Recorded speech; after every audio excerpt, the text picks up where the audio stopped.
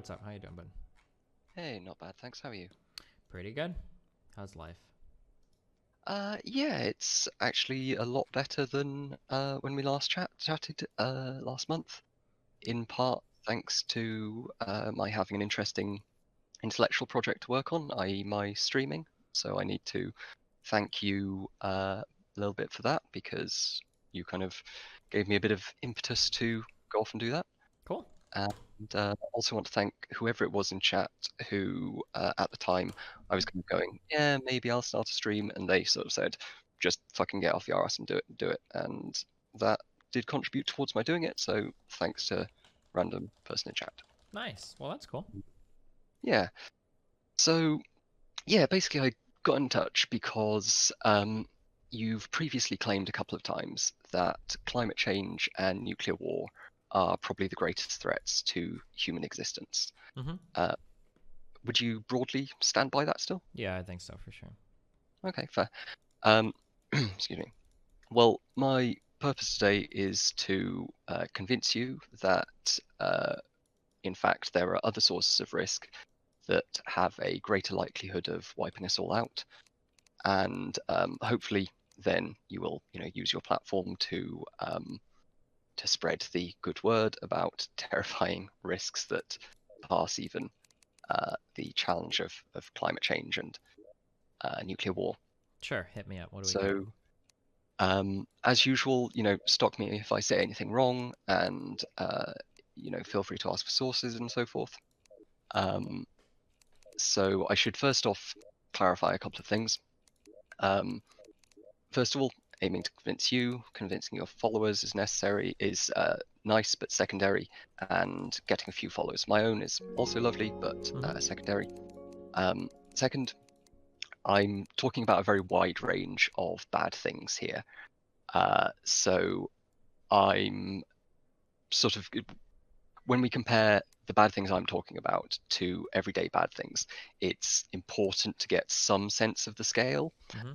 So when we're talking about, the riots going on at the moment and kind of everyday, very important and very worthwhile social and political issues, these are things that affect thousands, millions of people, hundreds of millions, and affect them in very real and important ways. I don't at all mean to be dismissive of these things when I say that they are not as big a deal as literally everyone in the world dying. I'm certainly not downplaying any of these things, and specifically when it comes to, as I'll discuss in a little bit, when it comes to climate change and nuclear war, I don't want to at all give the impression that these are not things that we should be concerned about. These are both topics that give me a lot of concern. I'm more familiar personally with nuclear war risk, but both of them are, hugely important things that we need to take very seriously. Sure. Also, I'll be using the Richard Dawkins, Susan Blackmore definition of memes here as presenting it in the selfish gene, although if chat wants to misunderstand for the purpose of amusement, I encourage them to do so. Gotcha. Yeah, so I'd like to kind of split this. I don't know how long you've got to chat. This could take a while, but if you want me to kind of condense things down a bit, I'm happy to, or whatever. Yeah, maybe condense a little bit. I've got other things that I'm doing today too, but you can Okay, no just worries. start hitting me up. What do you got? Cool. Okay, so my first argument is specifically that climate change and nuclear war aren't the biggest existential risks. Sorry. So, my specific claim is that novel anthropogenic technological developments present greater existential risk to humanity over the next century than climate change or thermonuclear war. I'm primarily arguing for the perspective of biorisks, so these are particularly things like engineered pandemics, which are very, very big risks. They're not necessarily the greatest risk. Many people would argue that AI is the greater risk. I'm not going to argue AI is directly, although if you want to get into it, we can, but it just takes a fair bit longer to unpack. And also, I'd recommend if anybody wants to get into that in a bit more depth, Robert Miles on YouTube. He does some 26 very, months very and all excellent of Chad is explainer still vids white. about the kind of real risks involved in AI, and not the Terminator coming to kill us all kind of you know science fiction scenario. Mm-hmm. Um, excuse me. But yeah, also my background is in biology, so I'm a bit more familiar with that kind of side of things. Yeah, so I mean, I guess So we'd have to unpack how big a threat we think these things are. yeah, absolutely. Um, so just to kind of categorize what an existential risk is first, is it's the long-term loss of future flourishing of humanity or humanity's successors. So typically we're thinking about that in terms of the death of everyone or so much of the population that will die out anyway soon. Uh-huh. Um, but that can include things like we can imagine being trapped into a totalitarian global state that's so bad that lives are not really worth living, and the state's able to continue itself indefinitely. And we end up with a state that's basically as bad, if not worse, than everyone just dying. Sure. So labeling something an existential risk doesn't necessarily mean being opposed to it wholesale. For example, climate change is as a result of greenhouse gases, the emissions of which have, driven economic progress over the last couple of centuries and have done incalculable good for the world. Mm-hmm. Nuclear energy provides we can debate about the economics and whatever, but it provides a relatively safe and very clean source of power, and isotopes are used in medicine all the time. Our understanding of etc. etc. Lots of good things, but nukes are very scary. And this is a general trend of powerful technology bringing about a lot of ways we can modify the world, and we can modify the world in good ways and bad ways. So if we're able to split the atom, we can use that to release a lot of power and do very good things, or release a lot of power and destroy things. And generally, the more powerful the technology and the more flexible the technology, the more concerned we should be about the potentials for it to be used badly. Mm-hmm. But conversely, as I mentioned, labeling something as not an not an existential risk, doesn't mean it's all fine and great. Conventional war is very probably not an existential risk, or at least not much of one. But we don't want Syria and Turkey getting locked in a extended fight over the region, even though it's not going to kill us all.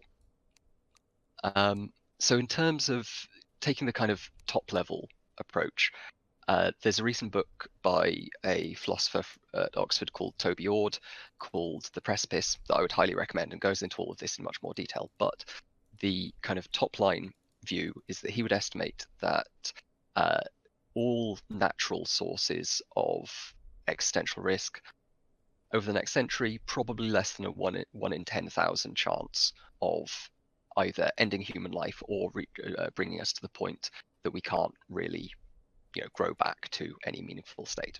Mm-hmm. Which I think is pretty encouraging. So part of that is if we look at things like cosmic risks, so a supernova blowing up relatively close to us and stripping off a good portion of our atmosphere, causing all kinds of terrible effects and potentially killing us all. That would be very bad, but we're actually in quite a safe neighborhood of the galaxy as far as these things go. We're not that close to any stars that look like they could go supernova anytime soon, in cosmic timescales. And it's possible that we haven't noticed one, or that there's a far bigger one brewing further away or something, but it seems very unlikely based on the history of observation. The other kind of natural risk that often springs to mind is asteroids and comets smacking into us, which could be very bad indeed, certainly. But the efforts of so in 1994, Congress signed a bill that aimed at tracking more than 90% of objects greater than 1 kilometer in near Earth orbit. So that's like inside the orbit of Jupiter, say. And at the cost of probably about $70 million by 2011, they achieved this goal. and they're on track for categorizing even smaller ones and starting to identify comets that might potentially intersect with our orbit. And it's actually one of the best examples of how we've mitigated an existential risk, because by identifying these and having a bit of a think about how we could deflect an asteroid or a comet, we've both characterized what was previously a very uncertain kind of range of risks, and we've taken steps to mitigating it should it occur. So that's a bit of a success story, and generally speaking, without going too much depth into each one, natural risks, the fact that we haven't, blown up yet is a decent indicator that we're not going to get blown up by them anytime soon. Well, So that's, sure. Okay, yeah, wait. I So mean, what? Yeah, so hold on. So we just went through a ton of stuff. So I guess the oh original yeah, thing that we were at was it seemed like we had threats that were a greater existential risk to mankind than climate change or nuclear war. yeah. And now we're kind of So exploring other threats that seemed like they might have been big at one point in time, but they're not really that big of a deal. So in terms, exactly, yeah. So in terms of threats that are bigger, you said we don't want to get into the AI one. The other one was a man-made disease. It seems like neither of yeah. these, I guess, focusing. I mean, I could see how that could be a threat, but it seems like we don't currently possess the technology to do the man-made bioengineered pandemic things. Probably we do. So this is the big concern. Uh, if you like, we can kind of skip over how bad climate change and nuclear war are. Particularly the nuclear war stuff, I've got a couple of videos on that if anybody wants to go back and watch. But the kind of headline from those is they are bad but unlikely to wipe us all out Well, wait, let's completely. go back to when you, Okay, yeah, sure. so when we said existential threat, I don't know if I believe there's anything that could truly wipe out all of mankind, save for some catastrophic. Well, theoretically, we could even live without our sun for some number of generations on planet Earth. So, I mean, like, in terms of, Probably not. I This, think we can because I think there's a way to live off of like geothermal heat.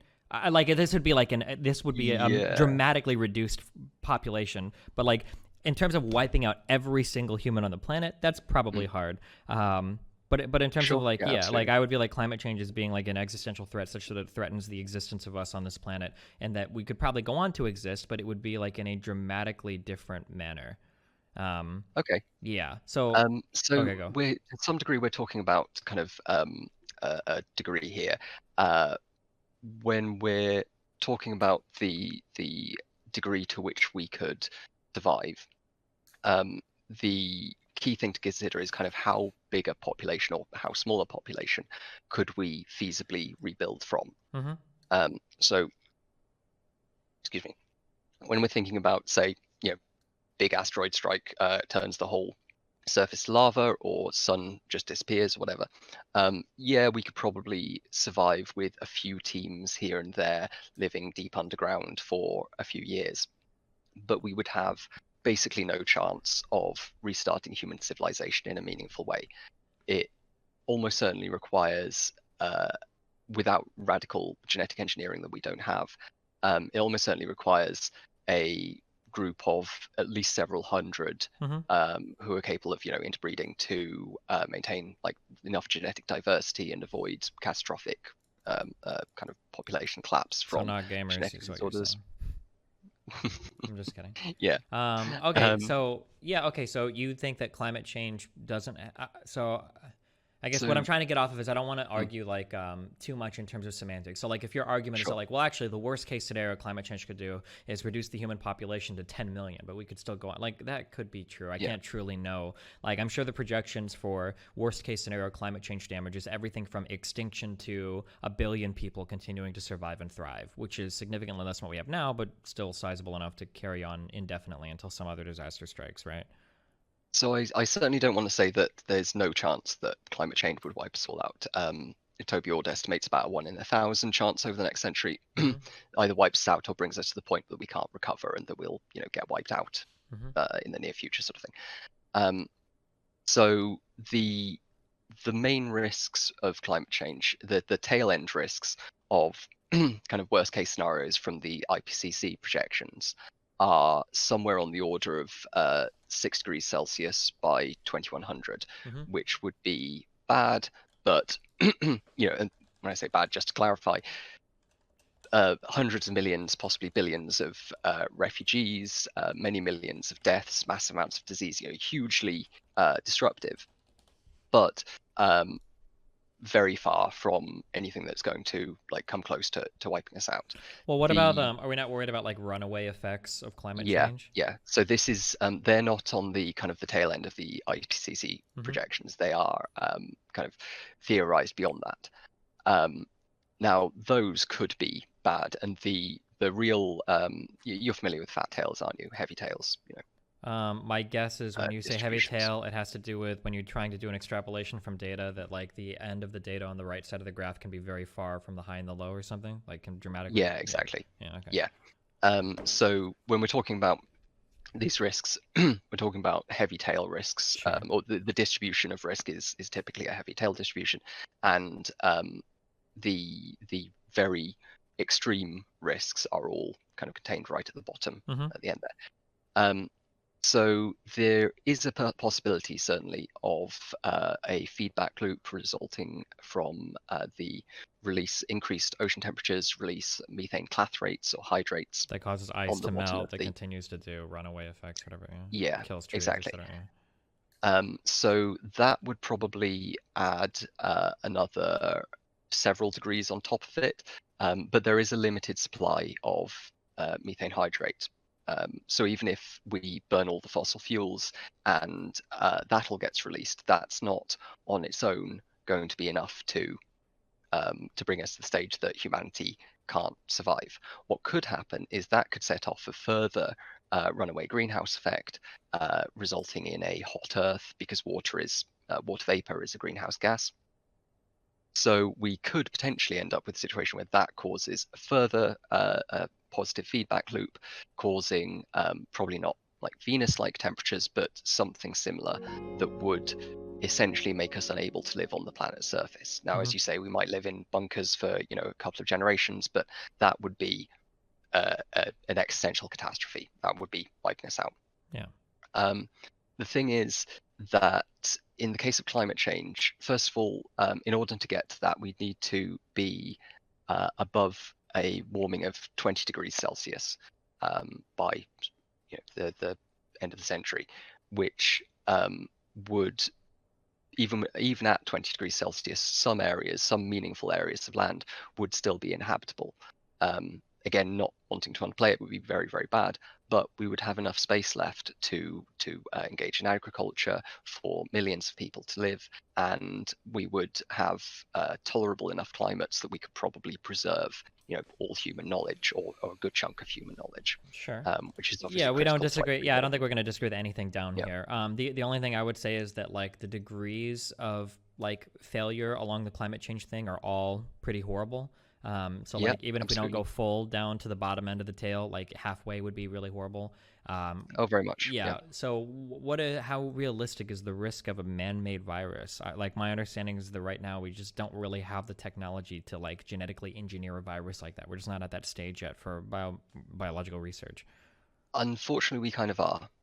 So the thing is, we've had the ability to do it technically for quite some time because we don't just need to rely on transgenic technology. So in the case of engineered diseases, one of the most concerning events that's occurred so far was research at the Erasmus Medical Center in the Netherlands, where they took H5N1 avian flu, which is normally not at all very transmissible between mammals, which is it's very, very deadly. Case fatality rate of about 58%, but it doesn't tend to transmit between mammals, including humans. But what they did was using no exotic genetic techniques, just using selective breeding, they managed to get it so that it would transmit between ferrets, and probably, well, there's a good chance that it would transmit between humans. Um, and this was like perfectly reasonable or perfectly legitimate medical research, but arguably extremely irresponsible. In this specific project was arguably extremely irresponsible because it was taking existing, relatively easy to implement techniques and demonstrating how it can be used in order to make a pathogen far, far more dangerous. So bird flu, 58% death rate is bad. That would be if that got widely released at least to the same degree as COVID-19 is at the moment, we'd be talking about hundreds and hundreds of millions of dead. Well, yeah. So like in terms of like taking a virus and making it applicable to a human, I'm sure to some extent, in terms of everything you're saying, I don't think anything you're saying is wrong. My understanding is that like when we talk about like existential, so like my understanding is that like Ebola could never be an existential threat to mankind, or a virus that has a 50% fatality can never be an existential threat to mankind, because for a virus like that, like it just kills too many people. Like it doesn't have the ability to spread as much. Whereas like the super deadly things are the things that can spread quite a bit, that have a decent-ish fatality rate, but that basically things that are more transmissible from person to person, especially that could become asymptomatic for some period of time. These are the big things that can like cause like so like imagine like the SARS-CoV-2, like what we have right now. If the fatality of that was like 10 to 20%, then that would be on the level of like existential threat.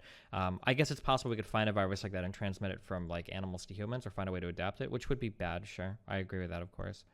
Yeah, so the main thing is you're kind of thinking in terms of natural viruses here. Mm-hmm. So in terms of natural viruses, you're absolutely correct that there is a pretty strong trade-off between the sort of absolute lethality and the transmissibility. But there's nothing inherent in nature that makes it so. So if we want to look at the Black Death, for example, that was hugely transmissible, and killed and had very high case fatality rate. We're not sure exactly how high, but certainly not good. And that killed something like 10% of the world's population at the time, without the level of transmission we have today. Mm-hmm. Now, if you can tweak that, if you can tweak, say, Ebola, using that as an example, you could potentially make it more likely to transmit while keeping the same lethality. So even if that was just in terms of extending its eclipse phase, just extending the period while it's infected you and you're potentially transmitting it, but the symptoms haven't arisen Yeah, yet. so like I can't speak too comfortably about this without being like a biologist. I was gonna know, but like so in terms of like taking an existing disease from an animal population and finding a way to make like the binding protein like attached to a human cell, something like that would seem to me to be possible within the realm of possible science. But when we talk about like extending the dormant phase of a virus so that it's undetectable for some time while it spreads, something like that would require like levels, like an order of magnitude level of sophistication beyond what we currently have. That would be incredibly complicated. You'd be Not talking. necessarily. Really? Okay. Yeah, because when we're talking about extending the eclipse phase, potentially we don't need to do any actual genetic engineering. If we're just mutating samples and testing it in animals, or testing it in an appropriate cell culture, we can identify. So when you're talking about modifying a specific protein to enhance or reduce binding to a cell surface Mm-hmm. receptor, the effects of that are going to be something like extending the eclipse phase, or reducing it, or making it more likely to cause an immune response. Or you're talking about two different categories there: the kind of phenotypic, or the molecular level of what you're tweaking, and then the more akin to genotypic, and the phenotypic effects of how that change then interacts with the environment and with the organism that is infecting, and so forth. Wait, what So, exactly did you just say? I don't understand. You said that. sorry, no, Can you repeat no that? worries. Sorry. Yeah, sure. So, you were talking about two different categories there. Yeah, I'm talking. You're Yeah, talking yeah. about, yeah. So, tweaking a viral protein, or tweaking some small effect, a small aspect of the physical virus, is going to have downstream effects that could include extending the eclipse phase. Oh Although yeah, extending it the could, eclipse phase yeah. is, But we don't. But like yeah, that's like a huge matter of trial and error, right? Like it could theoretically take it, like it was generations to run into something like that. No. Well, it would take many generations of I'm sorry. I the was using that in virus. terms of timeline, like in Oh, terms of sorry. human Yeah. lifespan, like that. Like it could take hundreds of years to Oh luck no, into not one that. not at all. Like I say, this 2011 study by Dr. Fauci in the Netherlands demonstrated as part of a relatively small research project the the technology to mutate things in vitro at a very high rate is is absolutely available and is easy to do in relatively lightly equipped labs.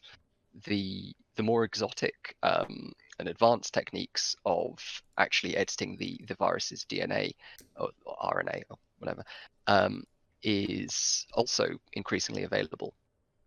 So leaving aside the kind of just like brute force mutations, if you want to start tweaking individual uh, base bases on a viral genome, then currently all you have to do is get a hold of the original virus's genome or write your own. That's been done, creating a viral genome from scratch.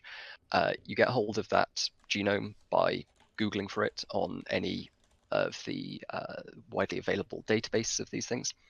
You literally write changes into it, A, T, C, G, U, whatever, and then you send it off to one of several online providers who will return a DNA construct to your preferences, which you can then play around with, infect into yeast or into E. coli or whatever model organism you want. Like this technology that exists today that and I get emails for this stuff all the time. Like I get as someone who's published papers, you just get a lot of spam saying, would you like to buy our viral vectors? These are the best, DNA constructs that you can buy.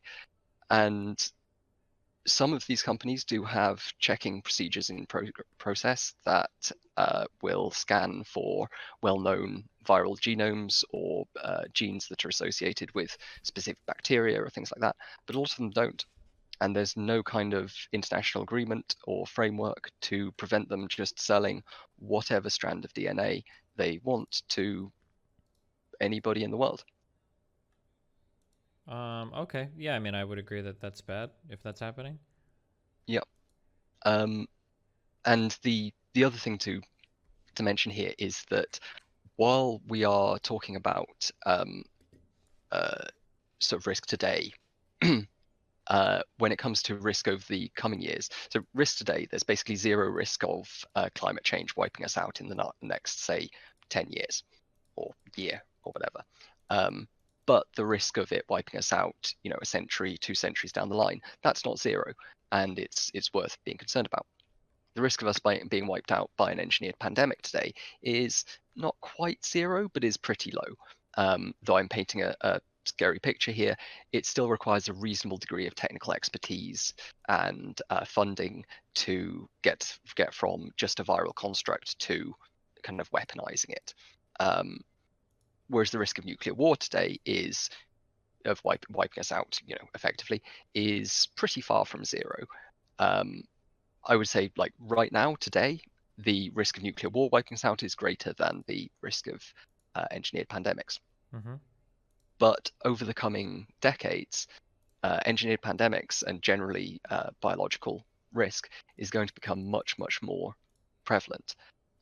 As the barrier of entry goes down to accessing these technologies, as the cost of it goes down, as the institutional knowledge and kind of implicit knowledge to implement these kind of technologies becomes more accessible, and as the technologies become more powerful and attractive for the purposes of legitimate uses, all of these things mean that the risk is going to increase and increase substantially.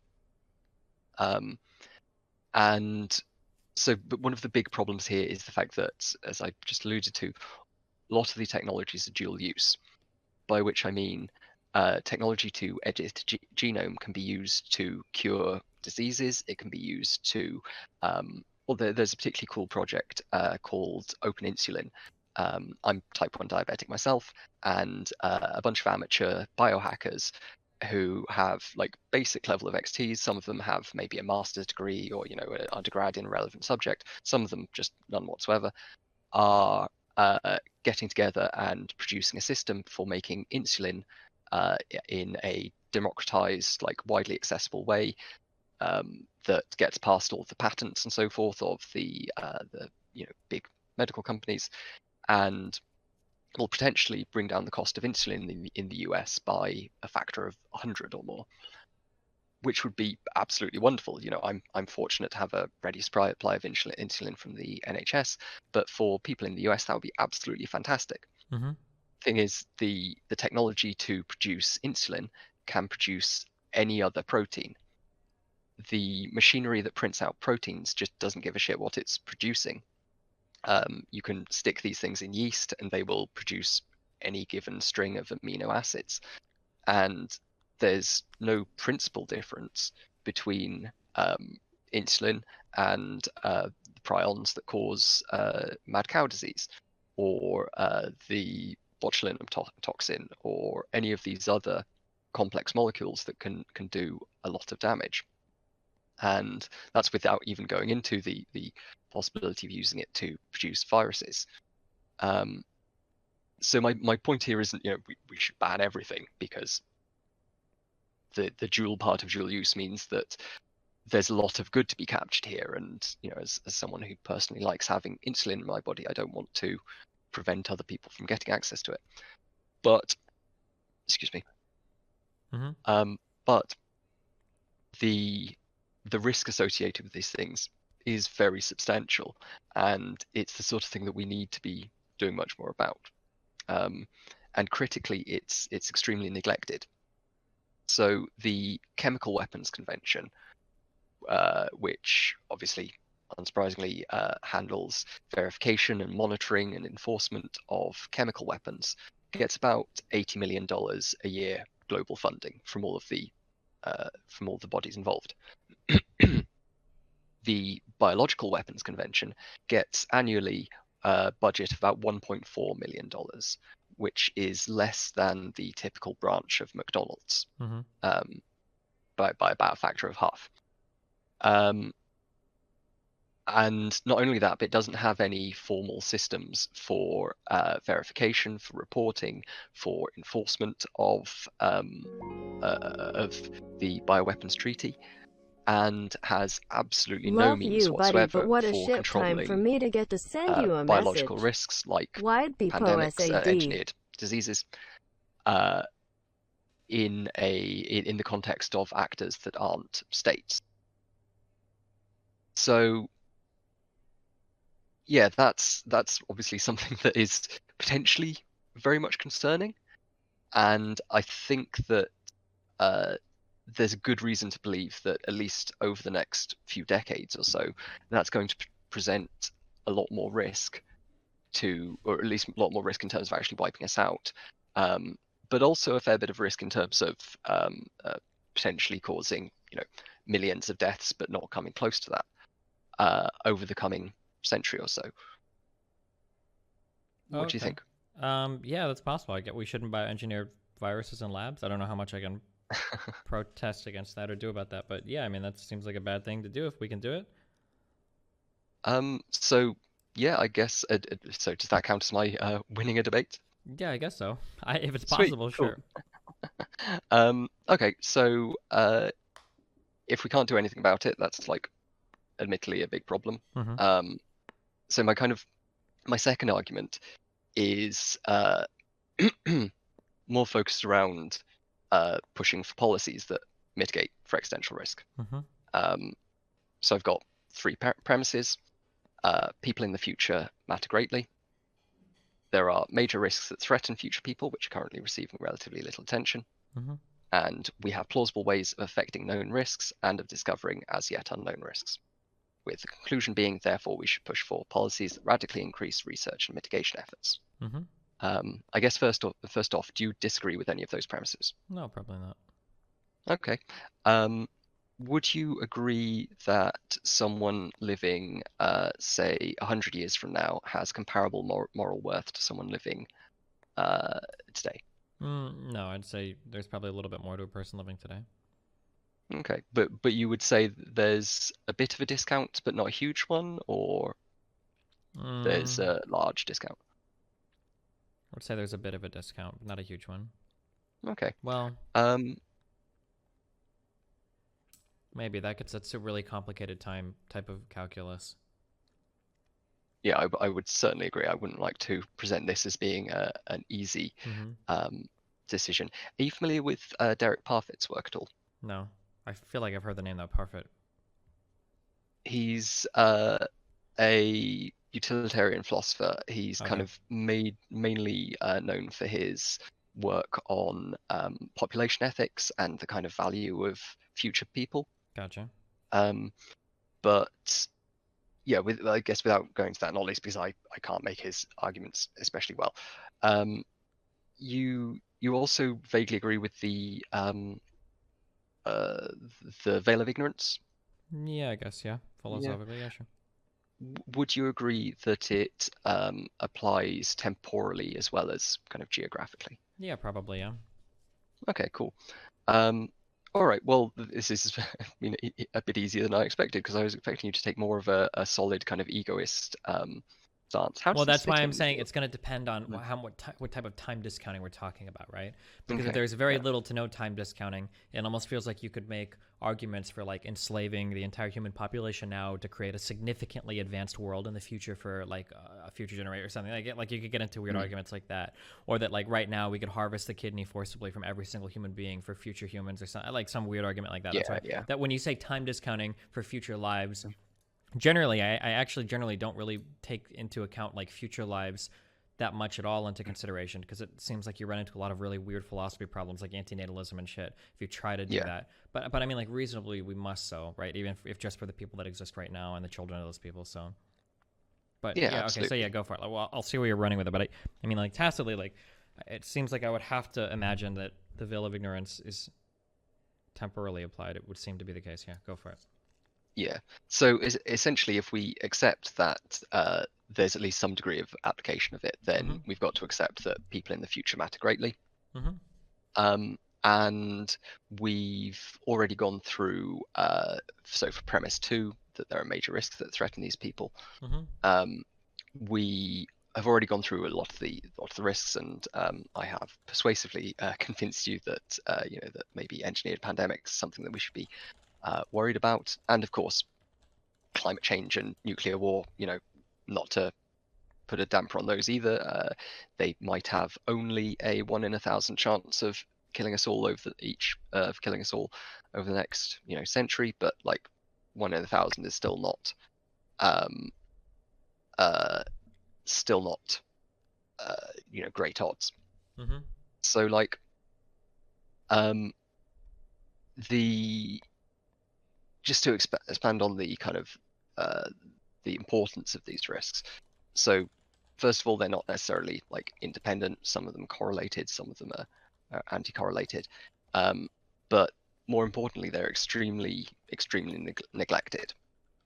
Um, if you look at the overall spending dedicated to, oh yeah, if you want to, sorry, someone in my chat saying list of sources.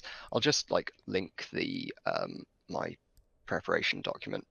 Um, don't think there's anything in there that's hugely embarrassing. Uh, so just link that in my chat and link that to you if anybody wants to like have a look. I've got a bunch of sources and stuff linked here.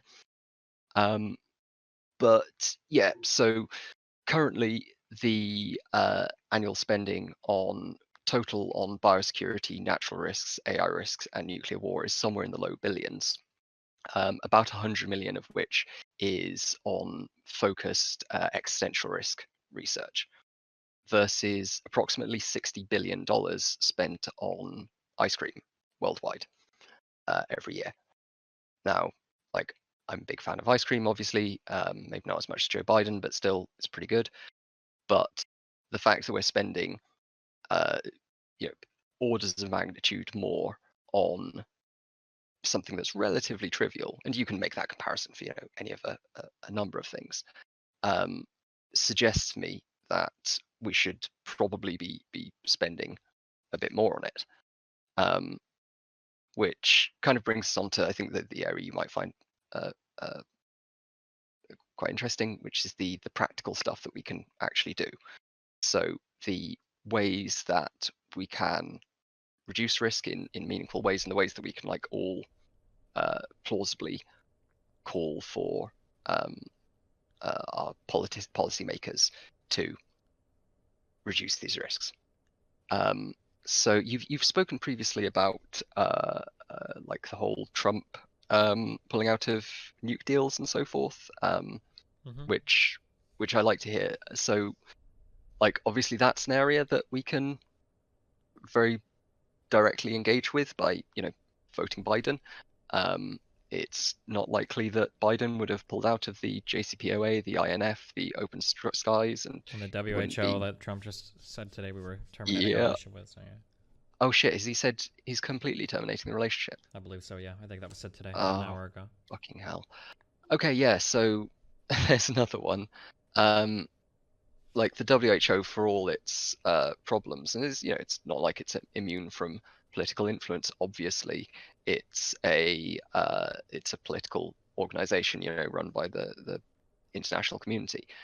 But he's trying to both complain that it's being controlled by China and too political, and remove US involvement from it, which I mean, I suppose none of the stuff in Trump world really makes sense, but Jesus fucking Christ.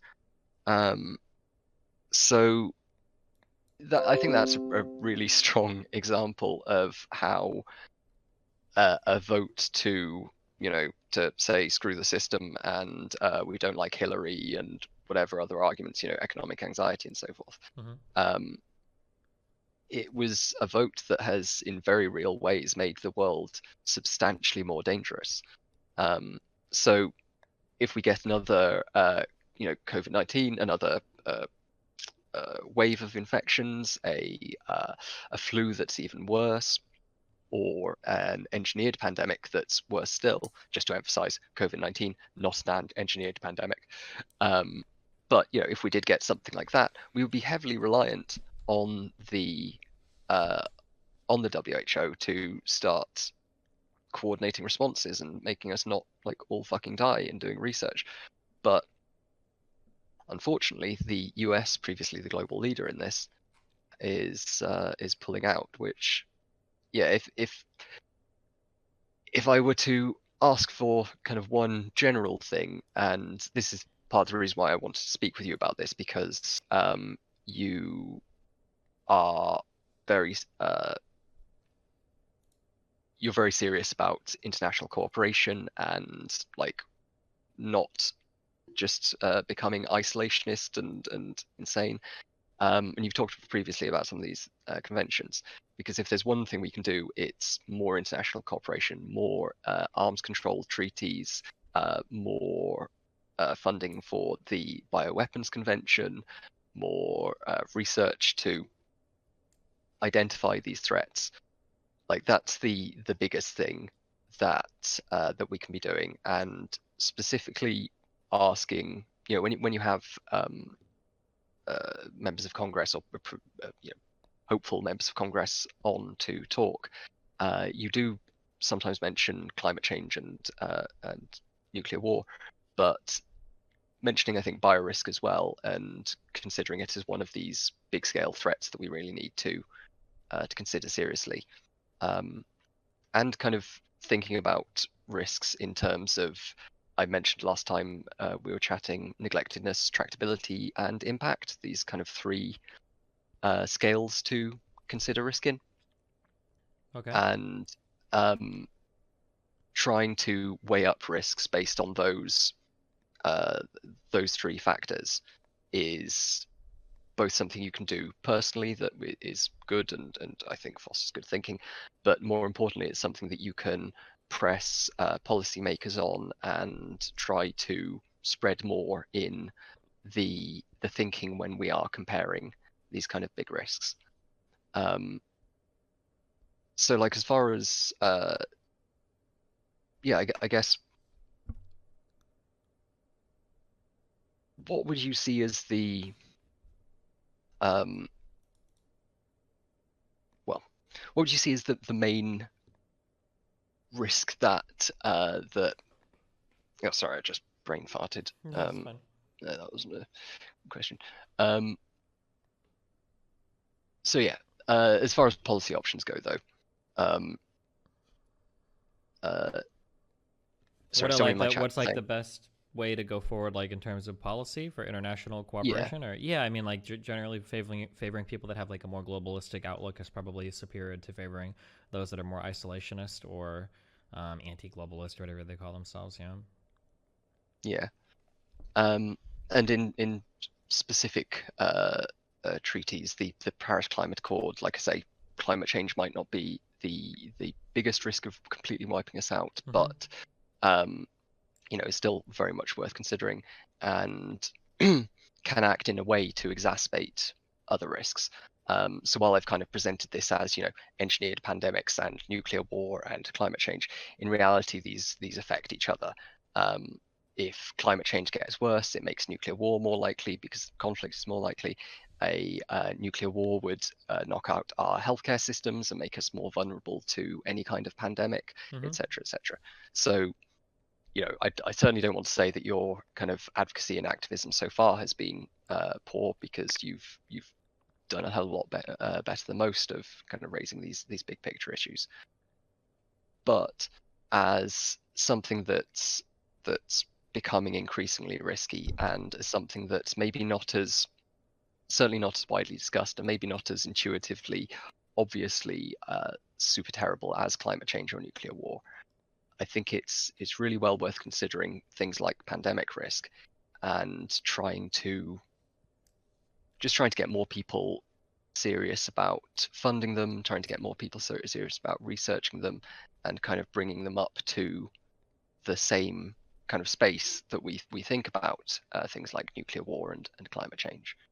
Um, so yeah, that would be my so going back to the top of my kind of argument here. Um, People in the future matter greatly. We broadly agree on that. Mm-hmm. It's something I discuss about. Um, there are major risks that threaten future people. Whether or not we think that engineered pandemics are the worst one, we can certainly agree that there are a lot of big risks, and that there are probably some that we don't know about as well, which is why research is important.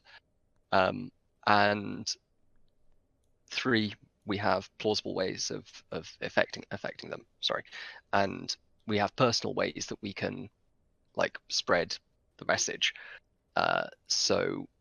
So you personally can, like I say, introduce it into standard arguments, call on politicians and public figures to talk about this.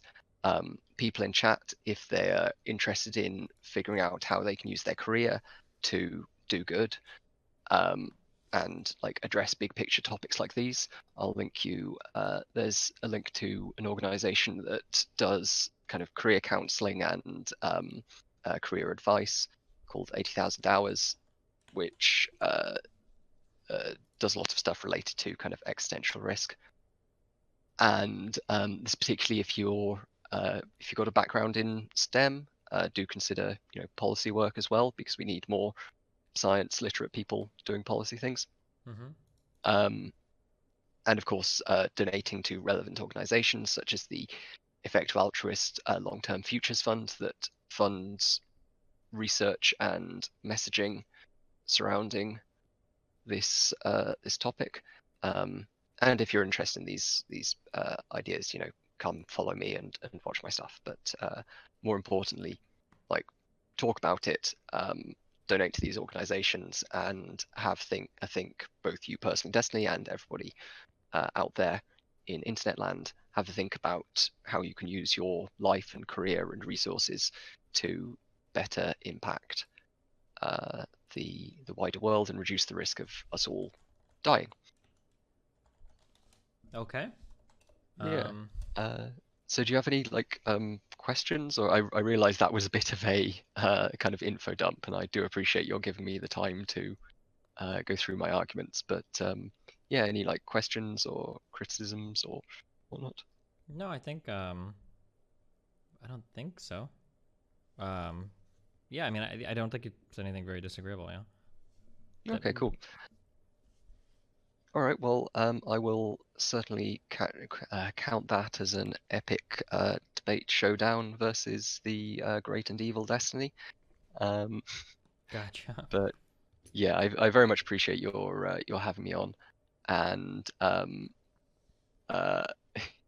yeah, chat saying Destiny so rude in this day. I know you're just completely bad faith, man, or so bad faith. Thanks. But yeah, thanks very much. That was good, and yeah, please do continue, talking about important things and sort of fighting the good fight. And yeah, if you want to have me on any other time to, chat about sciencey stuff or give you another lecture, then I'd be up for that. All right, cool. Thanks a lot. I appreciate it, man. Have a good one. All right, have a good one too. Bye. You are ecstatic to watch America you right now. Yeah, you're like, oh, we can't do anything better. Like you sound you sound so pathetic. How you look at your